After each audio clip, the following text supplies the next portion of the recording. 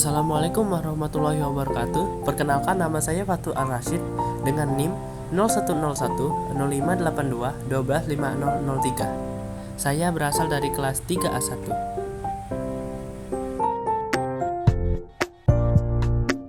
Pengertian produk sampingan.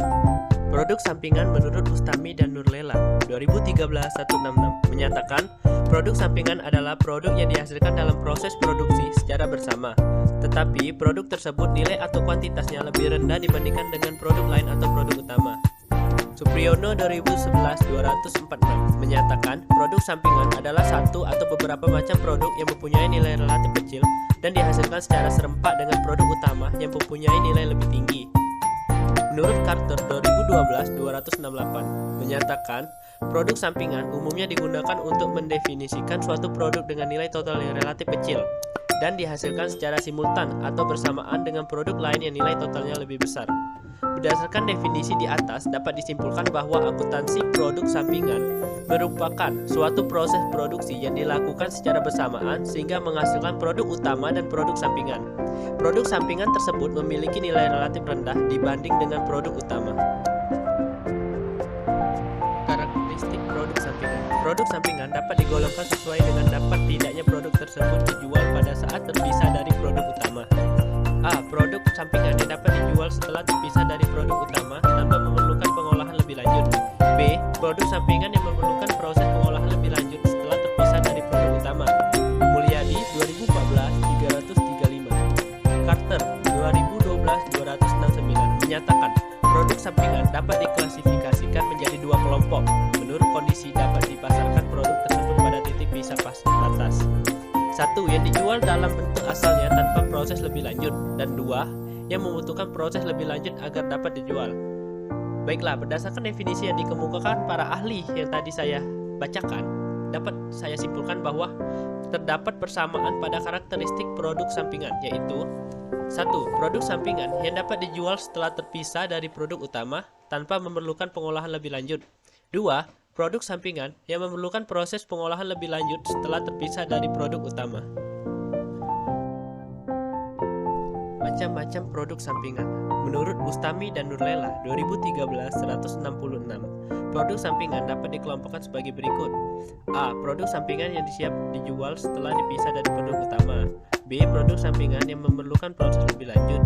C. Produk sampingan yang siap dijual setelah titik pisah dari produk utama, tetapi dapat diproses lebih lanjut agar dapat dijual dengan harga yang lebih tinggi.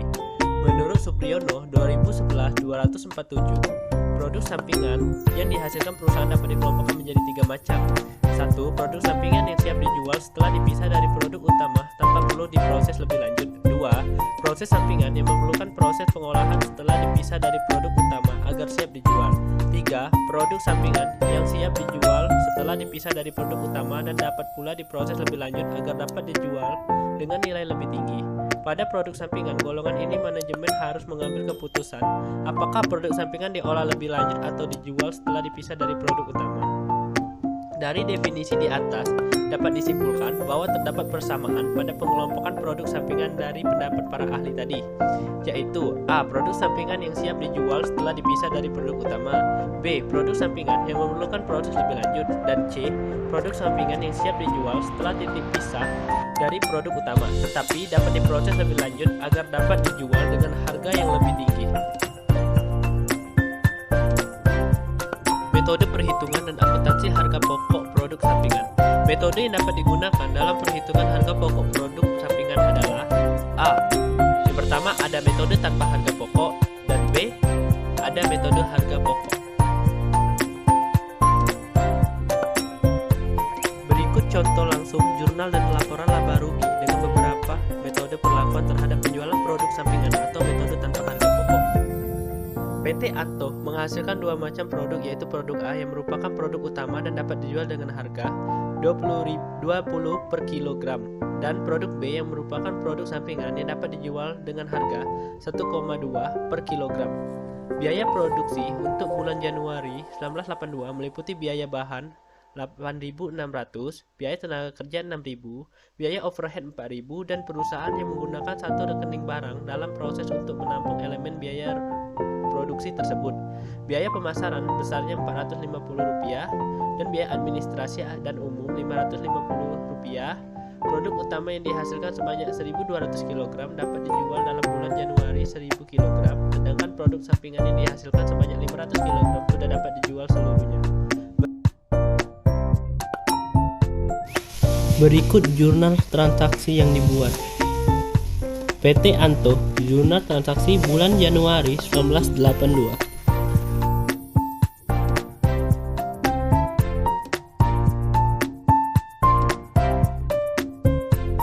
Berikut laporan laba rugi hasil penjualan produk sampingan diperlakukan sebagai penghasilan di luar usaha.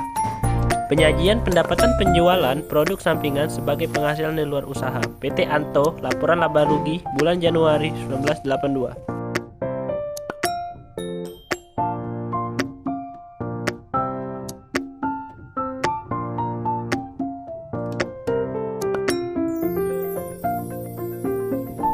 Laporan laba rugi hasil penjualan produk sampingan diperlakukan sebagai penambah penghasilan penjualan produk utama.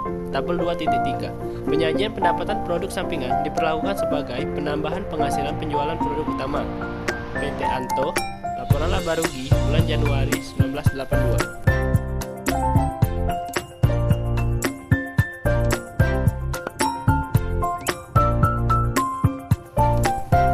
Laporan laba rugi hasil penjualan produk sampingan diperlakukan sebagai pengurangan harga pokok penjualan. Tabel 2.4. Penyajian pendapatan penjualan produk sampingan diperlakukan sebagai pengurangan harga pokok penjualan. PT Anto, laporan laba rugi bulan Januari 1982.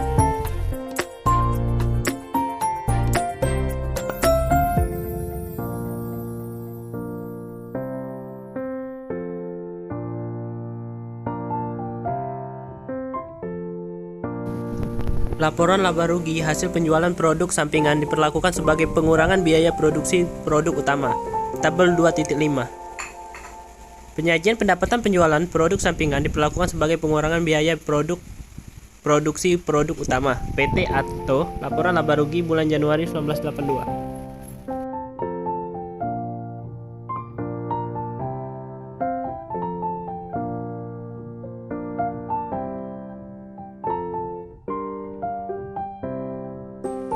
Berikut contoh perhitungan taksiran biaya produksi sampingan pada saat terpisah atau biasanya disebut metode nilai pasar.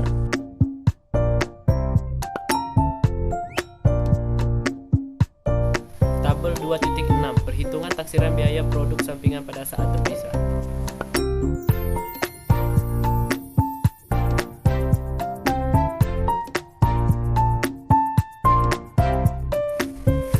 Berikut contoh laporan laba rugi dengan metode biaya pengganti dalam perlakuan terhadap produk sampingan. Misalkan diketahui data jumlah biaya produksi untuk 18.000 kg, produk utama 27.000, pendapatan penjualan produk utama 15.000 dikali 3, 45.000, biaya pengganti produk sampingan yang digunakan dalam pengolahan produk utama 1.800, biaya pemasaran dan administrasi dan umum 4.000. Persediaan akhir produk utama 3.000 kg.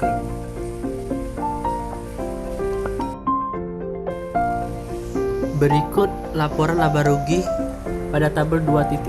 Perhitungan pada laporan laba rugi dengan metode biaya pengganti.